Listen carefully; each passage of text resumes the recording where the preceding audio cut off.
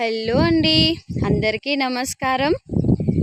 ఇప్పుడు నేను చూపించబోయే ఈ తోట క్యాబేజీ అండి. సో ఈ విధంగా ఉంది క్యాబేజీ తోట. ఇది కూడా మా నాన్న చెప్పాడండి, ఈ క్యాబేజీ అవ్వడానికి ఇంకొక 20-25 డేస్ పడుతుందంట.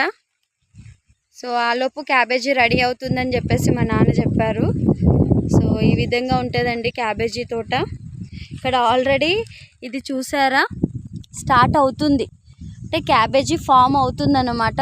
ఇక్కడ చూడండి, ఇంకొక 20 డేస్ 25 డేస్ అయితే ఇది కంప్లీట్గా మనకి పెద్ద సైజులో క్యాబేజ్ అనేది వస్తుందండి.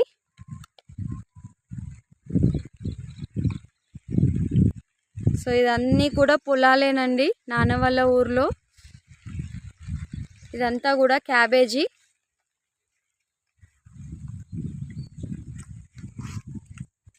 సో ఇప్పుడు మేమైతే ప్రజెంట్ ఇంకేమైనా సీతాఫలాలు దొరుకుతాయా అని చెప్పేసి, ఊర్లలో ఇట్లా వాగులు ఉంటాయి కదండి, నీరు పారే వాటిని వాగులు అంటారు. సో వాగులెంబడైతే వెళ్తున్నాం సీతాఫలాల కోసం. సో మేము ఎన్ని సీతాఫలాలు తెంపుకున్నాం, ఏమేం కూరగాయలు తెంపుకున్నాం అనేది అన్నీ కూడా నేను మీకు చూపిస్తా అండి. సో ఇదంతా వాగండి, ఇట్లా వాటర్ వస్తుంది, వర్షం ఎక్కువ పడితే దీని మొత్తం వాటర్ వస్తుంది.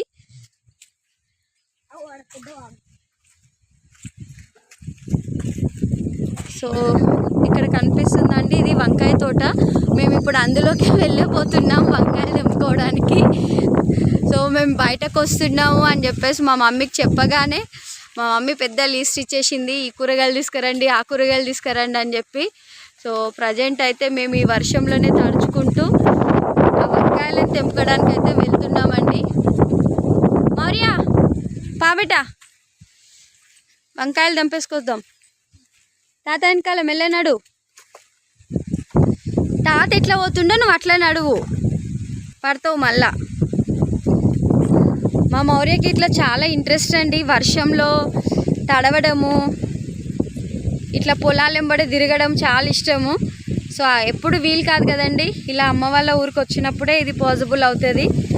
సో ఆ టైంలో అయితే నేను ఏం ఇన్స్ట్రక్షన్స్ ఏం పెట్టానండి, ఇలా అలా అన్నట్టుగా ఏమి ఉండదు, వాడికి నచ్చినట్టుగా వాడు ఉంటాడు.